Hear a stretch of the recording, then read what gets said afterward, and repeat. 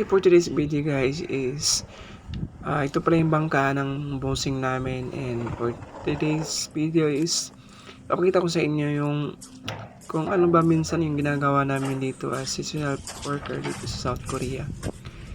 As of the moment guys is tinatanggalan namin ng lubid kasi nga may sumasabit sa propeller, kaya minsan hindi kami napunta ng dagat kasi nga gawa ng may nakabarang mga lubid sa propeller, at nililinisan namin yan para naman yung pag-ikot niya is walang problema, kaya safe na safe yung mga pwedeng gawin sa dagat kasi walang aberya.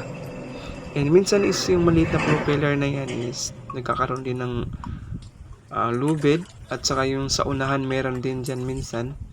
At hindi natin may iwasan yun kasi nga marami talagang lubid yung nakakalat doon sa dagat, kaya may posibilidad talaga na papasok dyan, and yun ang magiging sanhi para hindi kami makapunta ng dagat. Kaya okay din naman yung pwede nangyayari sa ganun kasi nga mas nakarelax kami dito sa lupa and hindi masyadong busy sa trabaho. And ganun lang minsan yung tinatrabaho namin guys, kaya nga okay lang din.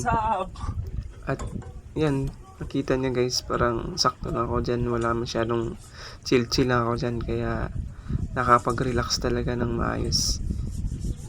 At yan, pag ganun pa rin naman yung sweldo namin. Ibidyoan ta mo.